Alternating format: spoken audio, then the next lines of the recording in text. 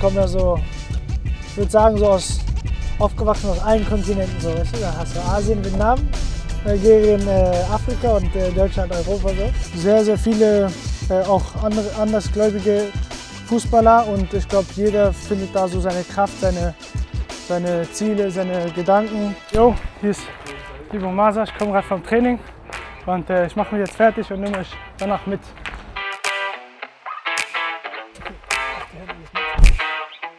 So, Ivo, du kommst gerade fresh vom Training.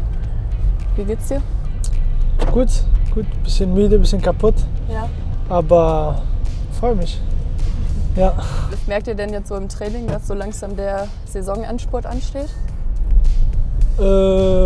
Kaum wenig, weil wir immer noch vollen Fokus haben jetzt auf die nächsten Spiele, weil das jetzt am wichtigsten ist, jetzt sage ich mal. Ja, klar. Die Spiele jetzt, jeder Punkt so wichtig sein wird, um uns für die Champions League zu qualifizieren. Mhm. Aber ja, deswegen noch nicht. Noch nicht. Noch nicht. Wie ist denn das so bei dir nach dem Training? Bist du eher jemand, der noch voll im Tunnel ist oder kannst du danach eigentlich immer recht gut abschalten und runterkommen? Ja, kommt drauf an. Manchmal, wenn du so ein bisschen schlechteres Training hast oder einfach so ein bisschen sauer ist, weil irgendwas passiert oder so, dann ist man noch ein paar Minuten im Tunnel, aber sonst ist man top. Danach wieder kann man lachen mit den anderen und so, vergisst man viele Sachen. Und so. Viele Leute kennen dich ja auch nur mit so den Fußballschuhen an, so und als Ivo den Fußballer in Trainingskleidung. Wir wissen natürlich, da steckt mehr hinter. Wie bist du denn so, wenn du ja, die Fußballsachen abstreifst, wenn du die Schuhe ausziehst und wenn du mal so richtig ankommst? So immer, wenn ich was jetzt für den Fußball mache oder so, bin ich immer, würde ich sagen, ganz schön fleißig, arbeite viel halt auch so im Gym und so. Aber sobald ich zu Hause bin, oft bin ich schon so ein fauler Sack. So. Zu Hause bin ich schon sehr faul. So, dann habe ich Durst, aber ich muss aus meinem Bett aufstehen, um Wasser zu holen, aber das mache ich nicht so, weil die Schritte sind mir zu viel und so. Aber ja, so zu Hause spare ich diese Meter, die Schritte, aber dann im Training hoffentlich nicht. Und woher holst du dann die Motivation, dass es auf dem Platz so anders aussieht? Das macht Spaß. Da macht es Spaß. Da macht Spaß zu laufen, da macht Spaß zu arbeiten. Daran habe ich Spaß, aber aus meinem Bett rausgehen, ich glaube, da hat niemand Spaß dran. Deswegen. Warst du schon immer so? Eher der Gemütliche zu Hause?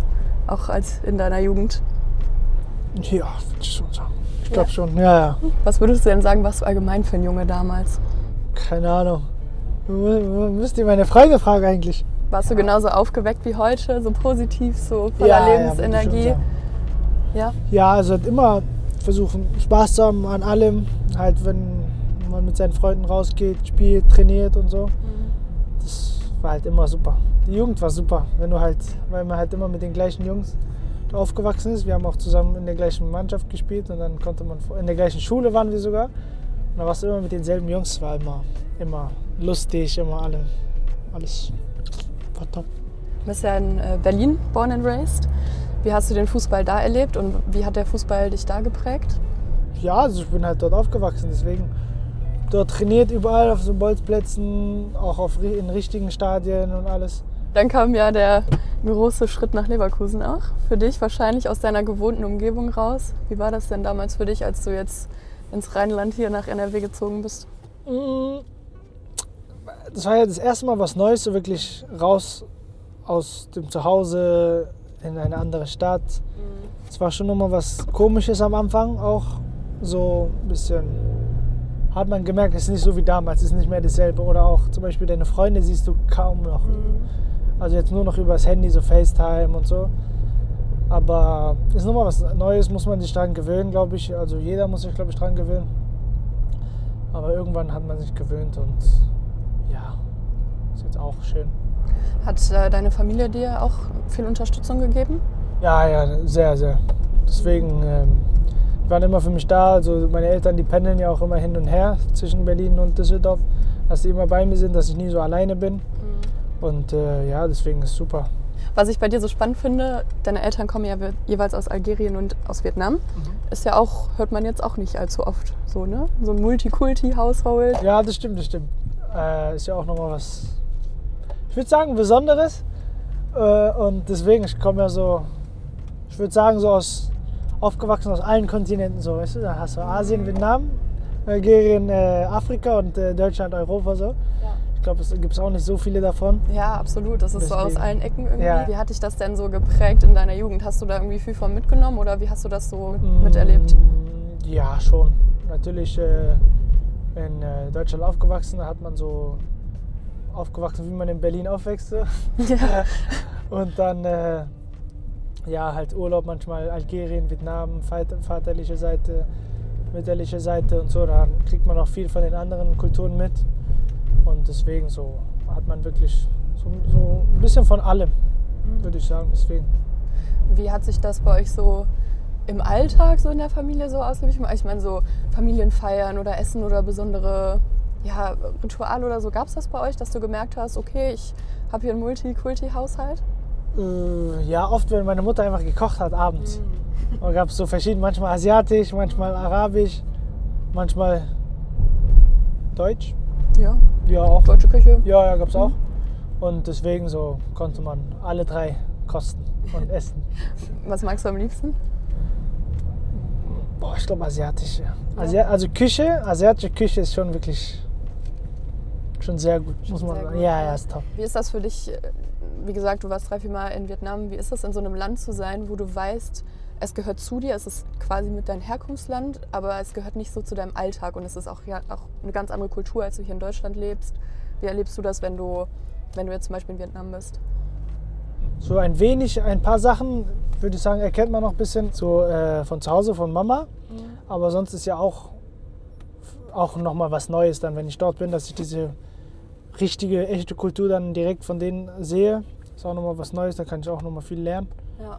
Und es ist halt immer schön, sowas zu erleben. So. Ja, auf jeden Fall. Hast du dann auch, ich meine, du spielst ja für die algerische Nationalmannschaft. Warst du dann auch abseits vom Fußball? Erlebst du Algerien als Land, auch abseits vom Fußball? Ich bin mit meinem Vater oft dort gewesen im Sommer. Oft Urlaub gemacht, fast jeden Sommer. Und Familie besucht, Urlaub gemacht. Und ja, also schon viel noch, ja.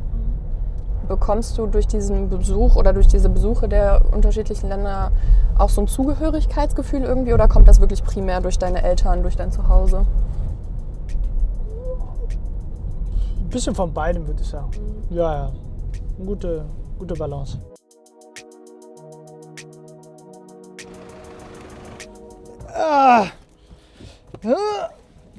Boah, guck mal, da merkt man, ich werde langsam alt. Wie oft ist deine Family denn so bei Spielen hier? Eigentlich fast immer. Mhm. Mein Vater ist sehr, sehr oft da. Mhm. Verpasst vielleicht nur so 2, 3 Spiele, wenn er meinen kleinen Bruder auch noch zuschauen geht in Berlin. Mhm. Und sonst, ja, meine Mutter und meine Schwester sind nicht so oft in den Stadion. Ist nicht so deren Ding. So ein bisschen zu laut, so ein bisschen zu wild. Sind voll. Gucken die immer lieber zu Hause. Du hast deinen kleinen Bruder auch schon, als du hierher gekommen bist, bei deinem Vertragsinterview quasi, hast du ihn erwähnt. Welche Rolle spielt er für dich? Eine große Rolle ist halt mein kleiner Bruder. Ich versuche ihn noch ein bisschen zu unterstützen halt bei seinem Weg. Er ist halt so ab und zu mal auch noch so meine Motivation und so, wenn ich ihn sehe. So. Ist immer was süß, ihn zu sehen, so ein kleiner, der immer frecher wird. Er wird immer frecher langsam. Aber Wie alt ist er? 14. Oh. Also er kommt auch langsam in die Pubertät rein. Und so. Ja, klar. Deswegen, nein, aber super Typ, der Kleine. Super Typ. Da wird man als großer Bruder auch manchmal gefordert, ne? Ja, natürlich. Der bringt mich schon an meine Grenzen, die nicht viele schaffen. Ja. Das schaffen nicht viele, aber er kann das schon. Aber sonst, ja, ist immer lustig, wenn er herkommt. Wir gehen manchmal zusammen so Bubble Tea trinken und so. Ja. Oft ins Phantasialand alles und ja, natürlich, man liebt die Zeit mit seinem Bruder, man genießt sie immer. Ein Thema, was bei euch sicher in der Familie auch präsent ist, ist das Thema Religion mit Ramadan. Wie nimmst du das als Fußballer wahr, beziehungsweise welche Rolle spielt der Ramadan für dich? Ja, auch eine große Rolle. Natürlich ist was Großes bei uns im Islam. Und ja, ich versuche es halt so gut wie möglich zu praktizieren. Und deswegen, ja, aber es ist auch super hier, weil im Verein, die unterstützen mich auch da sehr. Ich habe jetzt mit Lena oft geredet, die Ernährungsberaterin, die hat mir so einen Plan gegeben, was ich morgens esse, abends, wie ich wieder essen muss, trinken muss, wie viel und was wichtig ist, worauf ich achten muss. Deswegen bin ich da wirklich super gut durchgekommen. Und ja, es freut mich natürlich auch, dass die so gut aufgenommen haben, so bereit sind und ja, ist immer was Schönes so. Was bedeutet diese Zeit für dich persönlich? Also ist das so eine Zeit, wo du zur Ruhe kommst? Ist das für dich eine Zeit der Reflexion? Wie würdest du das bezeichnen? Ja, wo war so Zeit der Reflexion, so ein bisschen so spirituell dich, ich sag mal, zu verbessern wollen und Ja, so. klar. Aber sowas, ja, seine Ruhe finden, den Weg zu Gott finden und Ja. dann, ja. Wie hilft dir das so als Dasein als Fußballer? Viel.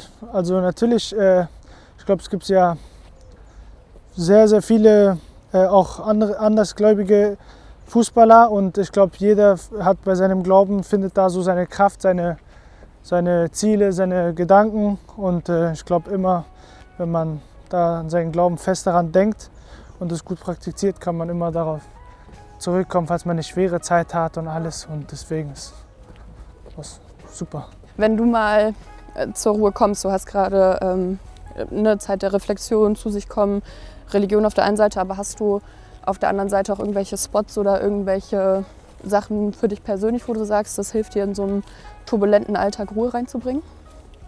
Auf dem Weg nach Hause hole ich mir vielleicht so einen Bubble Tea, so wenn so Cheat Day ist. Oder manchmal so ein Matcha mit so einem Bananenbrot und so von denen. Aber ich bin wirklich sehr, sehr, sehr selten draußen. Und wenn auch kaum, um so spazieren zu gehen und so. Wie sondern jetzt? nur so, ja, so wie jetzt. Sondern wirklich nur so, wenn ich dann mit Freunden oder so was Kleines trinken gehe, so Kaffee oder so. Kaffee. Und dann, ja. Bringt dich das schon ganz gut Ja, zur sonst Ruhe. bin ich immer zu Hause. Aber ich finde, dafür wirkst du trotzdem immer sehr extrovertiert, sehr offen, sehr freundlich. So, Muss. sind das Werte, die du auch von zu Hause mitbekommen hast? Ich meine, deine Mutter ist Kita-Leiterin, dein Papa Chefarzt. Das sind ja auch Berufe, die sehr viel mit Menschen zu tun haben, wo viel Vertrauen drin ist. Würdest du sagen, dass du so deine aufgeweckte Art auch von denen so ein bisschen mitgenommen hast? Ja, schon. Natürlich ist auch oft halt, ich würde sagen, wie man erzogen wird oder so. Aber sonst, ja, das sind halt Werte, die mir halt mitgegeben haben und so. Und ich glaube, das ist auch in der Religion so. Ich glaube, bei jeder Religion ist es immer freundlich sein, immer nett sein, immer lieb sein, zu jedem immer hilfsbereit sein. Und deswegen versuche ich das so gut wie möglich Das zu machen. mitzunehmen. Hat dieser, ja, ich sag mal, diese positive Einstellung, hat dir das auch so ein bisschen beim Einfinden in Leverkusen geholfen? Ja, würde ich Ja? schon sagen. Ja. Guck mal, das ist immer unangenehm. Wenn jetzt, wir laufen so mit Kameras und andere gucken so. Findest du das unangenehm? Ja, Ich meine, du sehr. hast ja Hallo. jedes Wochenende und auch bei den Trainings und alles rund um die Uhr Ja, Kameras um aber dich herum. nee, finde ich trotzdem krank. Ja? Ja, guck mal, wie die gucken bestimmt immer noch, ne? Das kann ich gar nicht. Boah. Gut, ist ja auch jetzt keine alltägliche Situation. Kommst im Park, um hier die Bäume anzugucken und auf einmal laufen 4 Leute mit Kamera und Mikrofon vorbei. Was war die Frage vorher? Guck mal, das, siehst du, das macht mich. Ging darum, ob so deine positive Art dir so beim Eingewöhnen und Einfinden in Leverkusen geholfen hat. Ja, natürlich. Also schon so ist immer natürlich nochmal, glaube ich, eine große Hilfe. Ja. Und deswegen würde ich sagen, hat mir schon nochmal bei einigen Sachen wirklich gut geholfen. Du bist ja, wie gesagt, jetzt zur Saison gekommen. Wer hat dir denn so geholfen, dich einzufinden oder wer waren so von Anfang an deine Bezugspersonen? Alle waren super. Alle wirklich, ich verstehe mich mit jedem gut am Anfang. Also halt Nathan, verstehe ich mich auch super. Ich kannte ihn halt vorher schon ein bisschen so durch meinen Berater und alles. Und deswegen, wir sind in derselben Agentur. Und deswegen hat man sich so gekannt, so über Dritten und so. Und deswegen, die haben mich alle super aufgenommen. Damals noch in Brasilien mit Amin Adli, Ja. Boniface und so, Ja. Jonas und so, alle. Einmal Foto für die Family.